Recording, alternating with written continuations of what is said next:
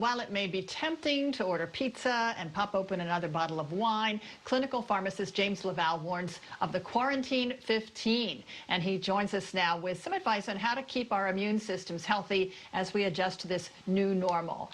Welcome, James. Good to talk to you. So there are so many symptoms associated with the coronavirus. What are some of the gut health symptoms that we should be watching out for?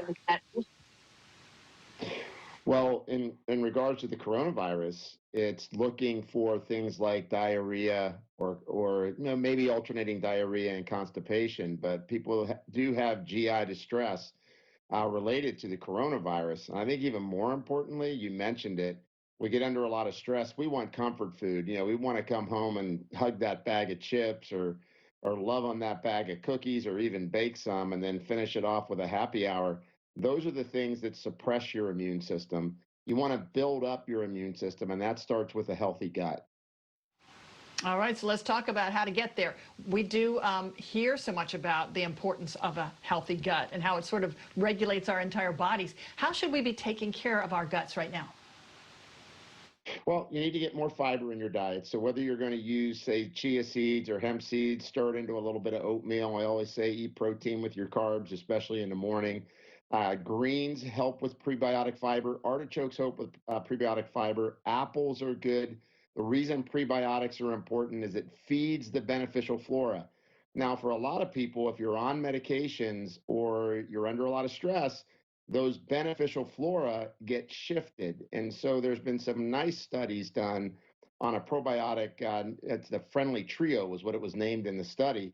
That showed that it reduced the incidence of flu. And of course, we're all worried about the fact that we're going to get this merging or this layering of the traditional flu with COVID going into these winter months. And I think arming ourselves with things like taking a probiotic that's shown to reduce the incidence of cold and flu symptoms could be a nice strategy for people, in addition to changing their diet. And you mentioned stress. What does stress do to our guts, and how is it all related? Yeah, that's a great one. I've lectured on stress for a lot of years, and literally, stress changes your immune response in your gut and changes the flora in your gut. So the diversity or the amount of friendly flora and the types get shifted. And it turns out that when we exercise and we also, manage our stress, it actually shows a change in the microflora in your intestine. Now, why is that so important? The microflora is actually telling your immune system what to do. And 70 to 80% of your immune system is in your gut. So the whole thought of, eat better, take a probiotic. If people don't know about probiotics, they can go to probiotic.com. It's a great site, so probiotics.com.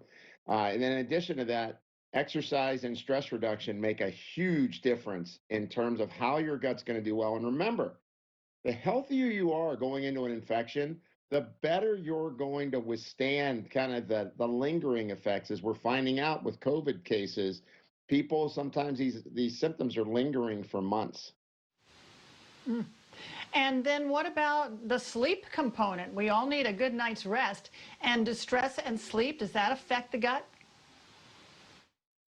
It's actually shown that when you don't sleep as much, it affects the flora of your intestine. And it makes a lot of sense. So if you look at the flu data, for example, people that average 5 hours sleep a night are 9 times more likely to get a flu versus people that get 7 to 9 hours sleep a night.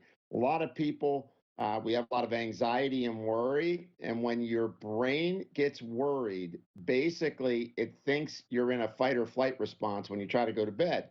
And that's called hyperarousal. So, yeah, the more you can try to calm yourself down without drinking alcohol, because I think that's what a lot of people do to try to get to sleep. And it turns out that when you look at, say, wearing a wearable device, it shows your sleep pattern gets disturbed in many of the cases that I see. I mean, I've got my patients coming in all the time that they say, oh my gosh, I didn't realize that when I eat late or if I drink alcohol late, it disrupts my sleep. And now that I'm wearing a wearable device, I actually see that. Well, some great information you just shared with us. Thanks so much for joining us today. It's clinical pharmacist James LaValle. We appreciate it.